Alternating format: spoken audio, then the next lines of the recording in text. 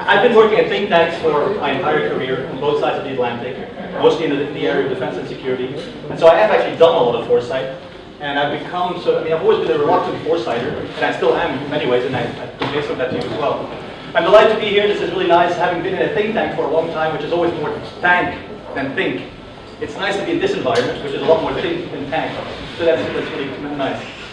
Yeah, Freya asked me to tell you a little bit about another very big discipline, other than the petrochemical sector, which we just heard about before the break, that has taken the future very seriously, and that is defense. In fact, in my career, I think there's other two sectors that actually probably put most effort into looking at the future.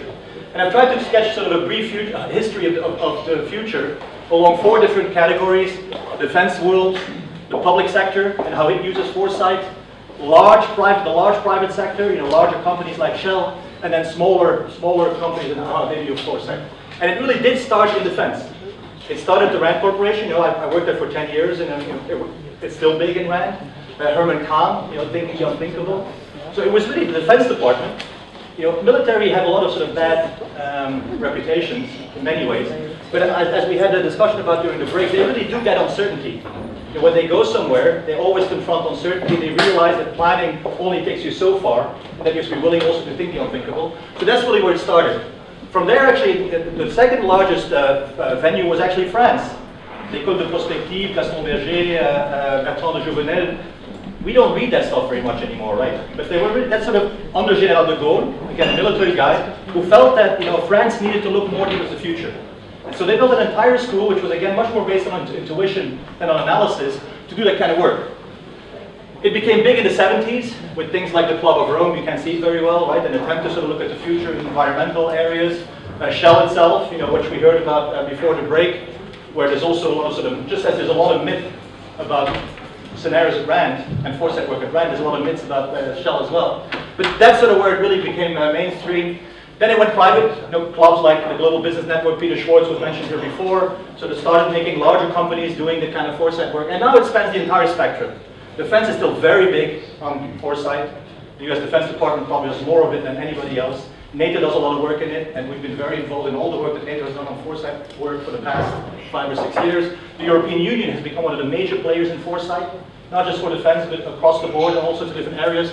And you still have all sorts of consultancies, smaller consultancies, large consultancies. A lot of them still tend to be either in Europe or in California. So there are certain locations that seem to be particularly propitious for foresight. But so it spans now the entire spectrum, but defense has really been sort of the birthplace of a lot of serious work on the future. We at HCSS, we talk about two different things that organizations have to do. You have to orient yourself in your environment. We call that strategic orientation. You try to orient yourself where you are. And the second thing is, once you sort of try to figure out where you are and where you might want to go to, you have to start navigating these increasingly turbulent waters. This is my personal take on how we do in defense and security. You will notice that foresight, does this have a thing too? Foresight is sort of one little element in that. The colors here, by the way, connote how I personally assess the quality of the work that's being done, the analytical work that's being done in the entire sea. And you see that I'll call it a little bit green. The point is I'm making that I'll tell you a lot about foresight in the security, and I'll try to be a little bit positive about it, but that's not to say that I think defense is doing well. In fact, just like I don't like foresight, I don't really like defense either, so you bet I don't do it, right? Let's keep going. How have we done the foresight in defense and security? For the longest time, we tried forecasting. When I was at RAND, for instance, in the 80s, we had very large models, and you could really imagine those being million lines of code, in which we tried to look at the opponent, the Warsaw Pact. We modeled ourselves, we modeled the opponent, we sort of had various campaign plans in which these two entities fought with each other. And actually our forward planning was just the extrapolation of what we saw in these models. Very much what the models at Shell do when they do exploration, and therefore you miss a lot of stuff. But that's most of what we did. And the planning that we did then, so that's the orientation, then the navigation, everything was contingent on what was in these models. Everything we did, all the weapon systems we bought, all the sort of policy initiatives we took, were connected to our attempt to forecast the future. After the end of the Cold War, of course, that became obsolete. And so the question is, because the Soviet Union was no longer the main adversary. So how do you deal with it then? Well then, the defense organizations, parallel about in time with what Shell was doing, started shifting to scenarios. And that is still a very important part of how defense deals with the future. So we made what the defense analysts call point scenarios, very pointy scenarios in which everything is precisely defined. It started, for instance, in the United States with 2 scenarios, two major theater wars. That's what the politicians said the US armed forces had to be able to cover, 2 big wars. And so we took one big war in Southwest Asia, the sort of Iraq, Kuwait contingency. And we had one in the East, South and North Korea. So you sketch these 2 scenarios, you still do a little bit of the modeling, you sort of try to see, okay, what does the terrain look like, what does the opponent look like, and then you try to make sure that you can handle those 2 separate scenarios. Again, you would think that's nice. So multi-scenario planning, one-on-one. For every scenario, you try to do your planning. That's very nice, but what if things start happening that you have not developed scenarios for? That's what was happening, right? Somalia happened, small wars, not major theater wars, small stuff, that were not included in the scenario set. So what defense then started doing was to make a much larger set of scenarios. For instance, within NATO now, we have 27 scenarios that we work with, which have been, again, not entirely modeled like we did in the Cold War, but we still do a lot of work on these things. And increasingly, we parameterize them. That is, they're not as pointy anymore. It's not this particular, we know what the enemy has, or we know that it's going to be in this particular type of environment, or we know it's going to be with this kind of support of our own population, but it's parameterized. That is, it could be there, and the enemy could be there, or here, or there. Our support might be there, or here, or there. So you start mixing up your scenarios a little bit more, and then increasingly what you want to do is robust planning. No longer I can handle every individual scenario, but I'm going to take those things that I think are useful across a wide range of scenarios. So the planning principle becomes robustness. Here again, it's a great step forward. It's a lot of work. I mean, a lot of people here actually in The Hague do this kind of work. NATO has an agency called the NATO NCIA, it's called now. And they have these models, which they're scenarios, they're described. They have some elements that are modeled, but that's basically the basis on which future planning, especially with respect to capabilities, and that's something that the defense organizations are very much focused on. How can we make sure that we have the capabilities that are robust in the future? How do we make sure that we have those? And increasingly you see that, and this is still, I would say 90% of the effort that's being spent on foresight is now in this area. But increasingly you see a widening, just like Shell has gone through a very similar process of increasingly becoming more fuzzy, if you wish, and more broad. So too have defense organizations now really starting to do much more broader foresight work. We do risk assessments. We don't have sort of a small set of scenarios, but we look at all sorts of risks that might come at us. The Dutch government actually is quite far pushing on the forefront of this, because we do have a national risk assessment now, in which all departments of the Dutch government together try to look at the risk in the future. We increasingly are introducing elements of uncertainty in that. And then increasingly what we're trying to do is what some people call farness. I'll forget about the frank part, I don't have time for that. But flexibility, adaptivity, resilience, those things become important. So whereas out of this, you usually tend to get the same kind of stuff that you were already doing. Here, increasingly, you start putting emphasis on robust, flexible capabilities. And in our own work, like I already said, I think we're doing much less and less foresight. I mean, the reason why I do foresight is because what we are mostly fighting as analysts is presentism and recentism. Most organizations are driven by the present and what they have recently done. That means a certain mindset, that means a certain set of people, that means a certain set of views about what it is that we are, and that's what we have to fight. I had hoped that the future would help us in combating that presentism and recentism. If I'm honest with myself, I would say that the sort of track record of foresight in defense, and I would say in a lot of other sectors as well, has been disappointing. It has not helped much with that. So I also tried to do a lot of other things that I showed you in the previous slide. So we do a lot more hindsight. Don't look at yourself just over the past 10 years, but look at over the past hundreds of years. What was defense like 12,000 years ago? What is the nature of defense? We sort of think that we know what we talk about when we say words like arms. We think about guns, and it hasn't always been that way. It need not always be like that in the future. So you really have to open your mind, and long-term hindsight might be very useful in that. In fact, maybe even more useful than foresight. We do a lot of sight. So look at what other guys are doing. Smart stuff that other agents, private sector, public sector agents are doing, and try to infuse your strategic planning with the insights, not just from foresight, which we still do, and it's increasingly meta-foresight. There's so much foresight being done that you might as well piggyback on what's being done in that area, especially if you're willing to look at other countries, in China, in Russia, if you're willing to look at other disciplines, not just in your discipline, but also in other disciplines. And then increasingly, you start doing different things. This is where now we're putting a lot of emphasis on strategic design.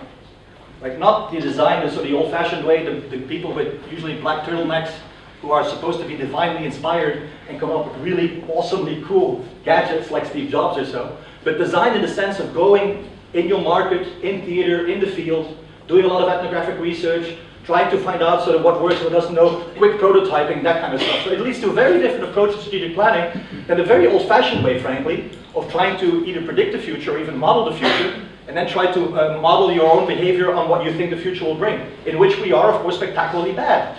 The secondary literature on foresight is, unanimous about it.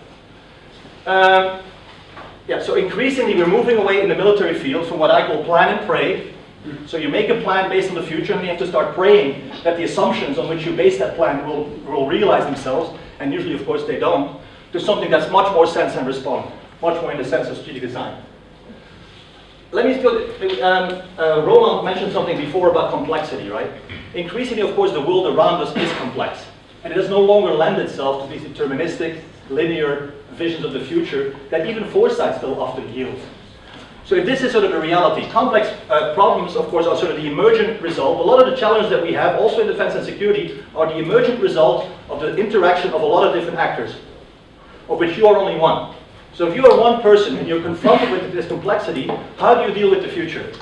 Well, increasingly, we're sort of trying to argue that the only way to do this is to look at the future from a lot of different perspectives. That could be using different methods, looking at foresight in different countries, of which we do a lot now. We spend a lot of time collecting insights from Chinese thinkers about the future, African thinkers, all sorts of different parts, different walks of life, and try to distill all the insights that you can collect from that, a little bit along the line of what Thomas was saying before, in a future base. The city of The Hague now has a new thing called the Hague Security Delta. For those of you who are interested, you can take a look at that. It's an attempt to create an ecosystem of actors, companies, government agencies who deal with defense and security, and to try to get them to work together more closely. And one of the things we're doing in that framing is start creating such a future base. So we're using a couple of new technologies with text mining, with the harvesting of the web, the deep web, with some private companies who are actually developing tools in that particular area.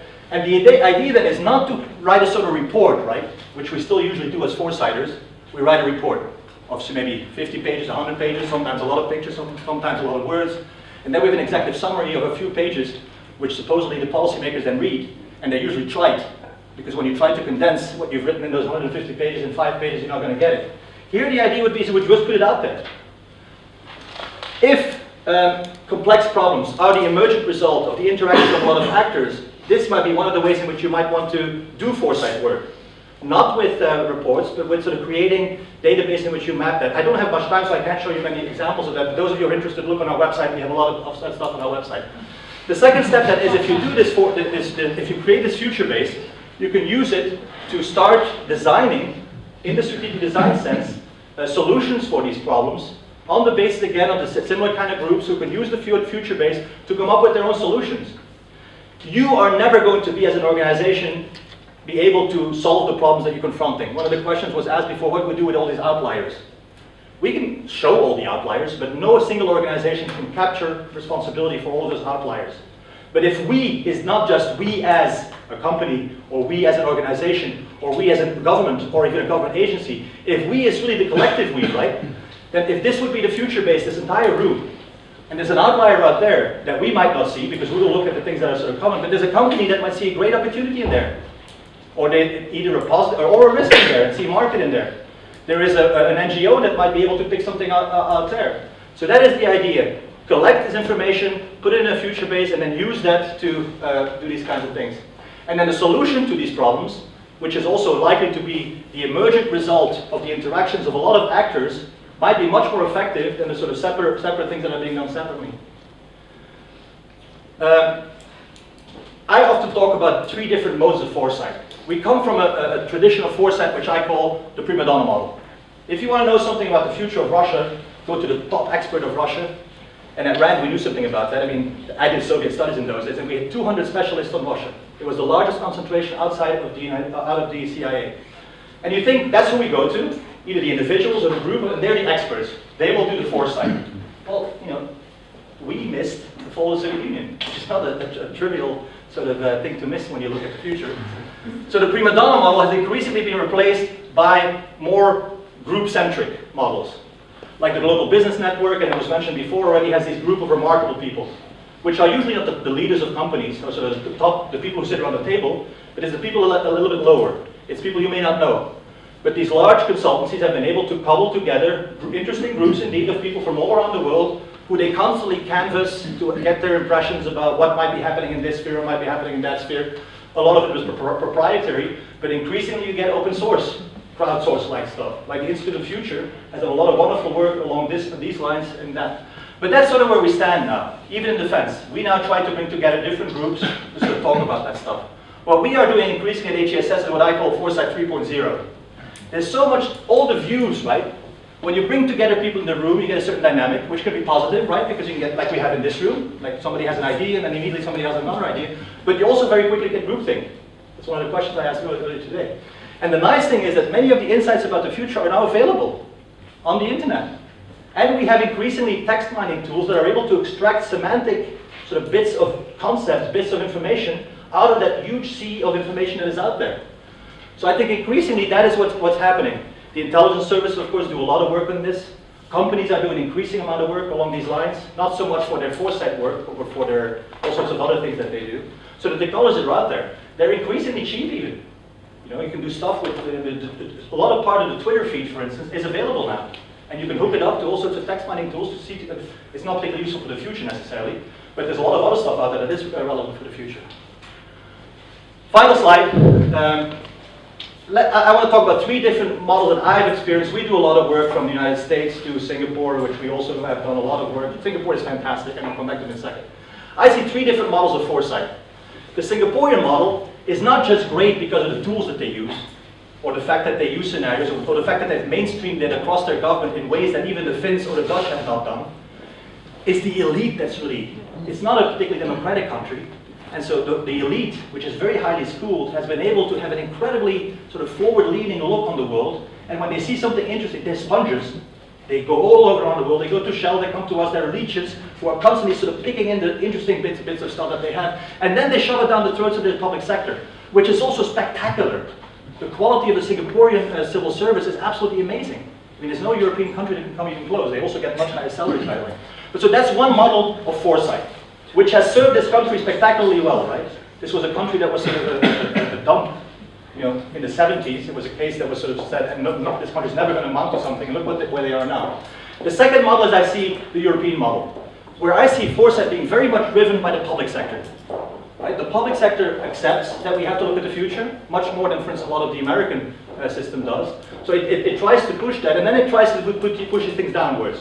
So the 7 framework programs, Horizon 2020. There's a variety of finance, even within the Netherlands, right? The fact that this organization exists, supported by the city of Amsterdam, I heard.